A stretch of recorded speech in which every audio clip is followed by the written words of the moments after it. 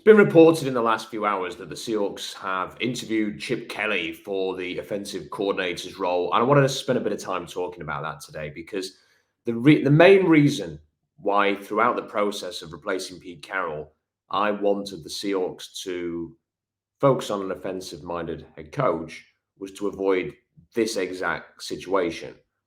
Mike McDonald, very positive about that appointment, very happy with the decision the Seahawks have made there given the circumstances, but he will only be as successful, in my opinion, if he gets his offensive coordinator correct. They have to find somebody who can elevate the offensive weapons. Too often throughout the coaching process, I saw people post on social media or say on radio shows or podcasts, well, the Seahawks have got weapons, so it's fine. You know, they have Metcalf, they've got Smith and Jigba, they've got Tyler Lockett, 2 running backs. Geno Smith's okay. So the offense is okay. Just get an offensive coordinator, everything will be fine. That was not the case last year. They were dreadful in the red zone.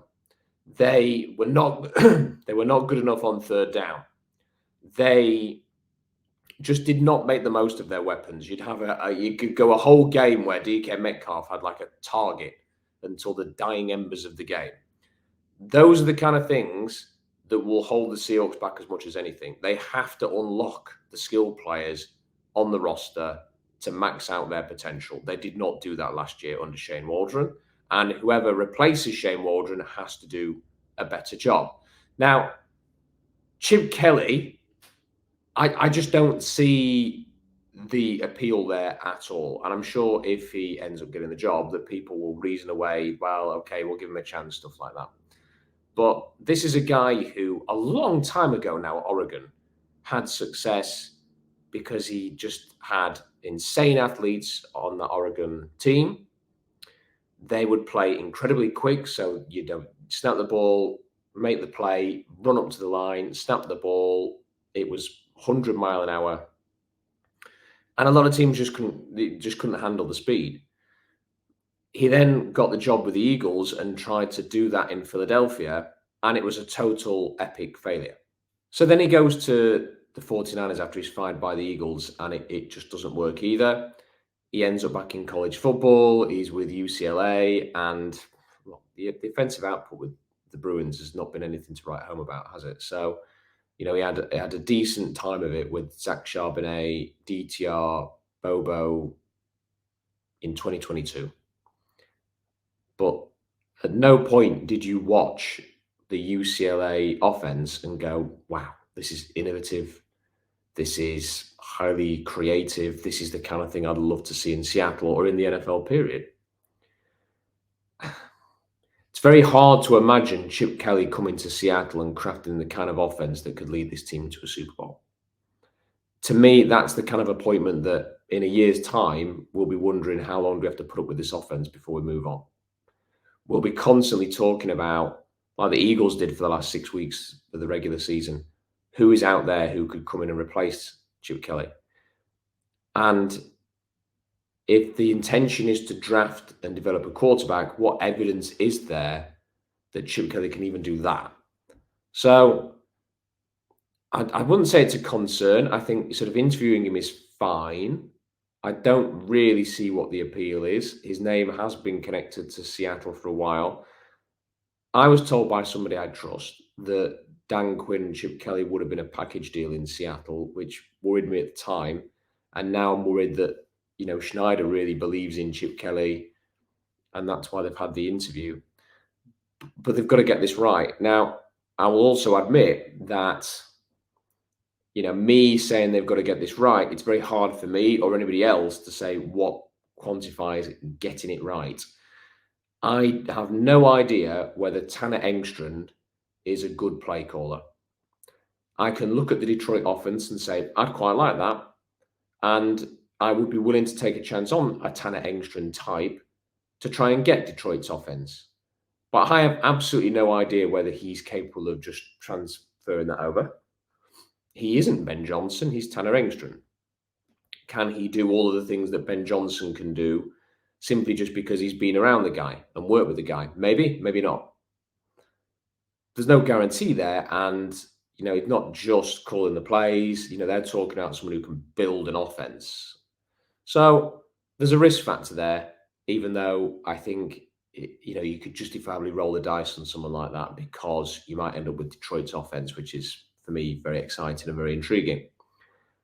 With Ryan Grubb, there's also a bit of an unknown, and I think Husky fans have got a little bit carried away to an extent, getting excited about this because obviously Huskies had a great time under DeBoer and Grubb running the offense. There's another unknown there. I mean, he's never worked in the NFL. There's no idea whether he will be able to translate to the NFL. There's a lot of talk about NFL teams having him on their radar, but as far as when nobody interviewed him when he left Washington and was humming and hawing about going to Alabama, the Seahawks are the only team that have shown serious interest in him. The offense does contain a lot of predetermined reads. I think if you were going to be Ryan Grubb, you probably would have to put someone with him who has at least got the experience of working in the NFL. I have absolutely no idea whether Ryan Grubb would be open to that idea and may push back against that and may want it to be his show. And just as Chip Kelly's offense did not translate to the pros, there's at least a chance that the DeBoer Grubb offense will not translate to the pros. So there's a bit of an unknown there as well. So again, I can sit here and say Engstrand, Grubb, I'm willing to roll the dice there. They'd both be unknowns as well.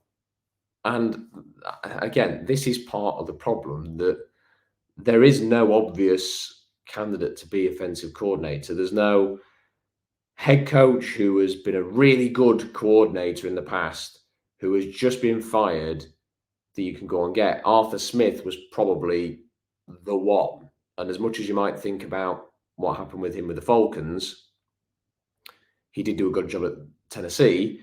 Now, the initial report was that Arthur Smith was Mike McDonald's guy, that they were going to work together if he got a head coaching job. But as the process was dragging on because the Ravens were in the playoffs, Smith was offered the Pittsburgh Steelers job and took the bird in the hand, took the job, took the guaranteed employment, took that position.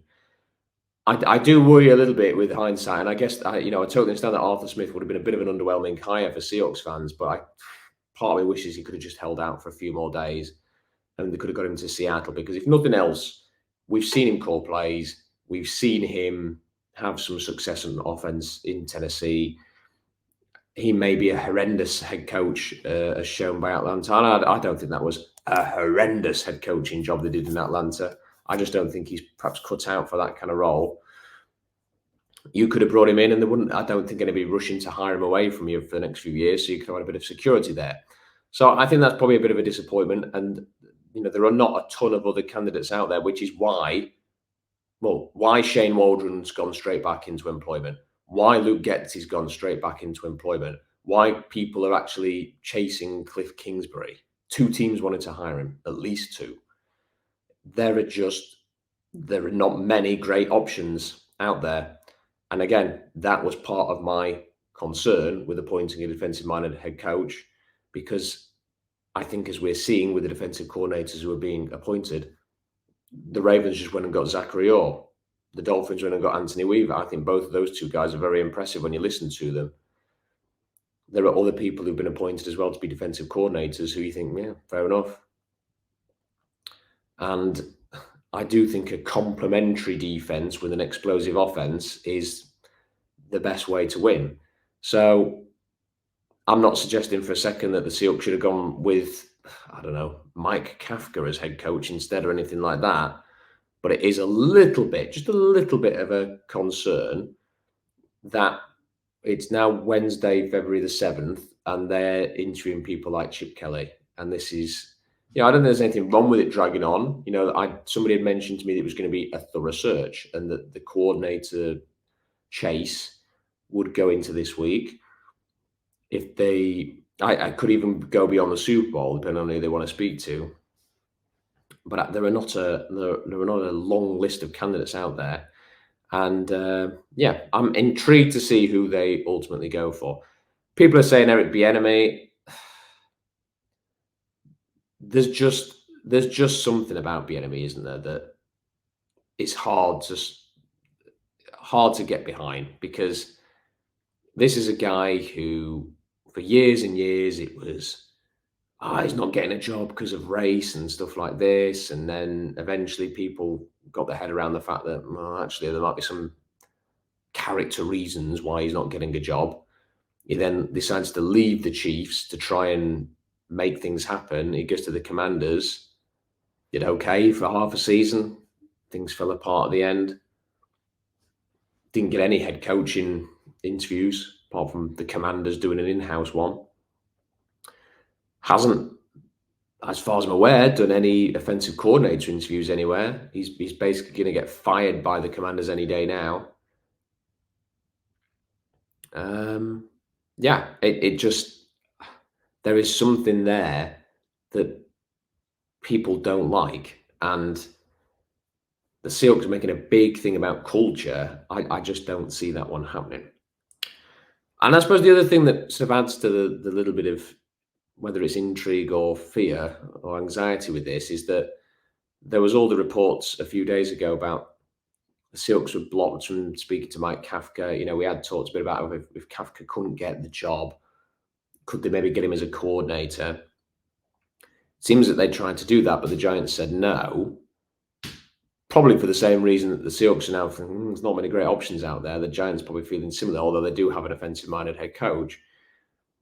That makes me wonder if, well, Ryan Grubb was the main target. Something's happened there. Now they're looking at what the alternatives are. Let's see if we can get an interview with Kafka. No, we can't. Right, okay, we better speak to Chip Kelly then because we know that he's interested. Stuff like that. Yeah, it seems to me like it could be a bit of a struggle, this, and they have to get this right. The Seahawks will not get to where we need them to go without a really good offensive coordinator. They've got to get the money out. I think with Grubb, I think that's what the problem is. I think that it's Alabama throwing the weight into this. Jimmy Sexton is Grubb's agent, the same one that DeBoer and Saban and the Florida State head coach and all of those guys. They've all got the same super agent, and I suspect he's leveraging Alabama and Seattle against each other. And it's possible that Alabama are putting up a real fight here and making life difficult. It's the whole thing with Grubb is confusing. People have pointed out, DeBoer and the other staff who left Washington have all changed their social media. I mean, this is it. It's 2024, isn't it? They've all changed their social media to show them in Alabama gear and everything's red and Crimson Tide this, Crimson Tide that. And then you go on Ryan Grubb's and there's just like a blank background. There's a picture of him and his family. People are saying he hasn't signed any contracts or anything, although he is actively out there helping for signing day and recruiting with an Alabama hats. He was at the Senior Bowl in Alabama gear and all this. So it has been speculated that maybe they'll get signing day out of the way and then Grubb can come in. But is the agent making it difficult? I mean, look, if you want Ryan Grubb, I'd suggest just go and get Ryan Grubb and find a way to protect yourself and in case it doesn't work out, or just be prepared to eat some salary if you have to change the defensive coordinator in a year or two. If that was the guy you always wanted, I'd just go and land him. And look, the thing with Grubb is if you bring in Chip Kelly, I think it will be a cold bucket of ice water to the fan base. You've generated all this positivity and excitement around Mike Macdonald. I think if you go and then appoint Chip Kelly, you will douse a lot of that. So if nothing else, and look, you can't make a decision based on fan reaction, but unless you are completely convinced that Chip Kelly can come and build an offense and be really great, then going with an Engstrand or a Grubb at least will keep that momentum and that positivity going. So if there's not that much difference between the candidates, then I would probably go with one of those guys. Anyway, whether there's a conclusion coming, I don't know. What do you think about it? Who would you want as Seahawks offensive coordinator? Let me know in the comment section. Like the video. Make sure you subscribe. As you can tell, my voice is absolutely screwed at the minute. I have been under the weather, ploughing on though, and ploughing on in the sense that there is a huge horizontal board update, huge draft board, 197 players on it on SeahawksDraftBlog.com at the moment. Go and check that out. If you want your draft fix, if you want to look at where the players, the ranges that they might go. I've listed some potential Seahawks targets on there under Mike Macdonald as well. I'm sure that's something we'll talk about in a future video too. So go and have a look at that. Big thoughts on the quarterbacks as well. So SeahawksDraftBlog.com for more of that. Until next time, bye for now.